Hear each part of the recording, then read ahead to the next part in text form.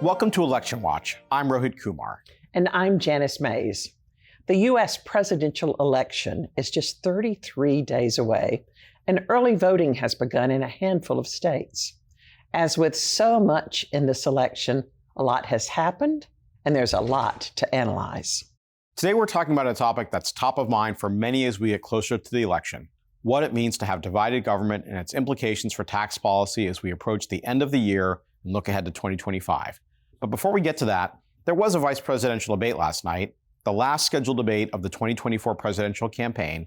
And joining us to share his takeaways is Todd Metcalf. Todd, welcome. Thanks, Red. All right. So you saw the debate. What'd you think? Well, it was interesting in the sense that it was much more civil than the first one.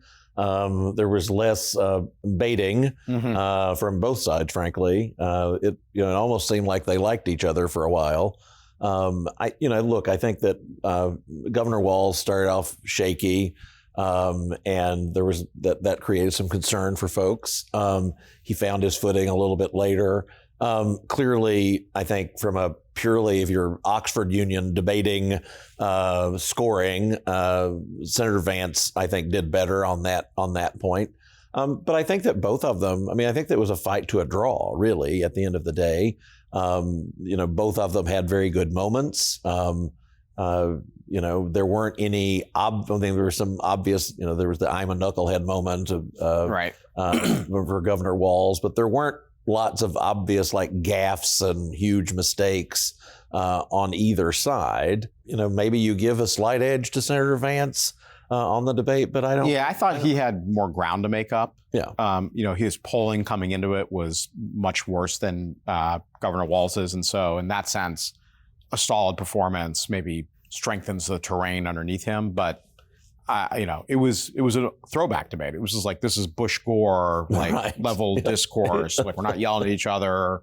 We're not insulting each other. No one's probably getting run off the ticket as a result of this debate. Right. They're nothing like the debates of the last But it several does cycles. say a lot about our state of political discourse, that the thing people will remember the most from this debate was that it was civil. Yeah, well, because it's such an outlier against all the 2016 and 2020 primary and general election debates were just a different animal entirely. I really feel like you got to go back, not Bush Gore, but Obama, Romney, those debates, exactly, the 2012 I did hear debates. from several people who aren't as steeped in this stuff as we are, who were thankful it was more about policy than some of the earlier things have been. Yeah, those people probably not undecided voters, just guessing. Probably not. Yeah, okay, let's switch gears. Todd, can you give us your thoughts on how events might unfold next year if we find ourselves with divided government? Simply put, are we going to be able to get anything done? I think the answer is yes. Generally speaking, when you have a new presidential administration of whatever variety, so I guess one could argue whether President Trump is a new administration. It's a change in administration, to be sure. I think that there is generally some grace given to the new occupant of the White House. They generally find a way to get some things done. They've got a little bit of leverage from their recent election to move things along. But in divided government, it is harder because compromise is required. And as we've seen in the last decade or so, compromise is not always the watchword No, it's kind of a dirty word. No, it's absolutely it is absolutely a dirty word very, very much too frequently, as far as I'm concerned. So it will be much harder because you won't have the ability that the Biden administration had in its first 2 years, the Trump administration had in its first 2 years, or frankly, the Obama administration had in its first 2 years to use reconciliation and therefore avoid the 60 vote threshold in the Senate and not have to sort of, if you don't want to, you don't have to talk to the other side. If you have divided government, you necessarily have to. And on the one hand, that makes it harder to get things done, and maybe you get things done more marginally than big, huge ideas. But the other advantage, potentially, when you have to get to 60 in the Senate, is you could have more, even if it's smaller changes, you could have more permanent changes, more stability and more certainty, because you're not fighting against that 10-year budget window that you have to fight against in reconciliation. Yeah. This is the 2012 fiscal cliff, right? This is the you're going to get 60 votes. This was divided government. You had a Republican House, you had a Democrat in the White House and President Obama.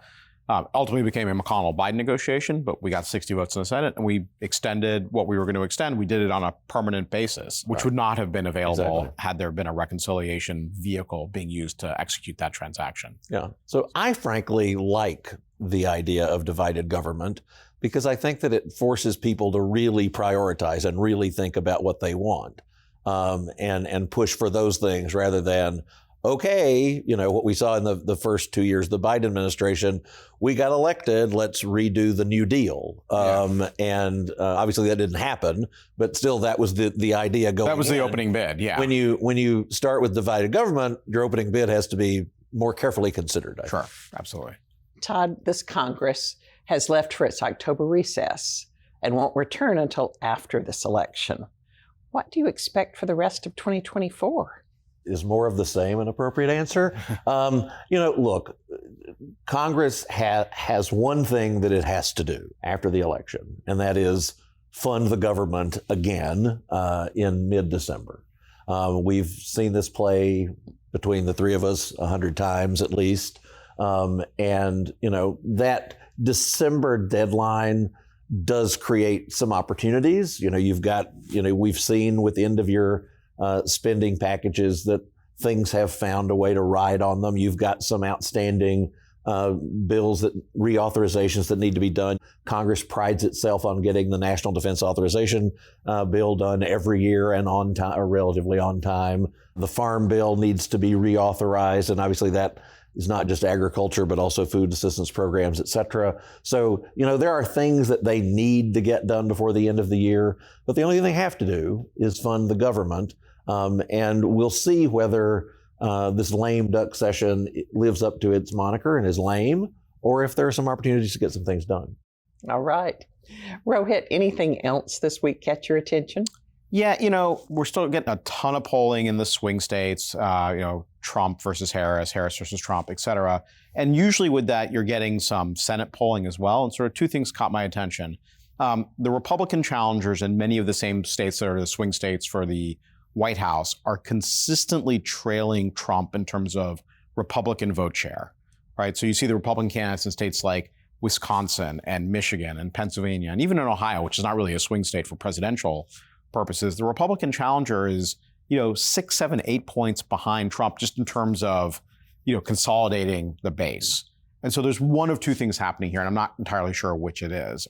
Are we going to see ticket splitting at a level that we haven't seen in the last 25 years? Or is this just like a name ID problem for these challengers who aren't incumbents and the public doesn't necessarily know who they are yet? That can be solved with money. That will be solved with money between now and then. The other thing, and this happened 6 years ago, so this maybe shouldn't be a surprise, or as my very first boss would say, there is no wisdom in the second kick of the mule.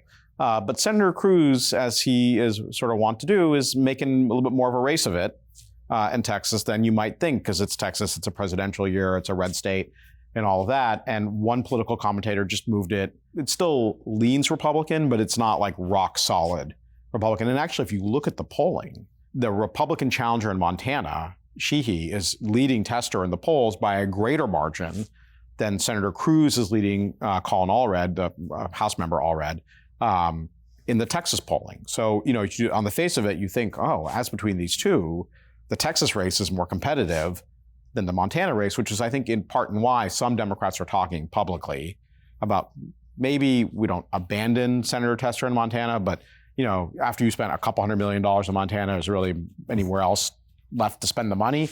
And maybe, and Democrats are crushing Republicans in the fundraising game, both at the congressional. They have allocated some of that now. Yeah, so they're talking about sending some money to Texas, sending some money to Florida, maybe also Nebraska. Although I did note, the last thing I'll mention is a McConnell-aligned super PAC just made like a $25 million investment in Michigan, right? And so that they are not doing that willy-nilly, right? If they are putting that kind of money into Michigan, that means they're seeing something that says to them, this money might be outcome determinative. So I'm still waiting to see, do Democrats actually spend in Texas and Florida, or do they say, wait a second, let's shore up Michigan instead?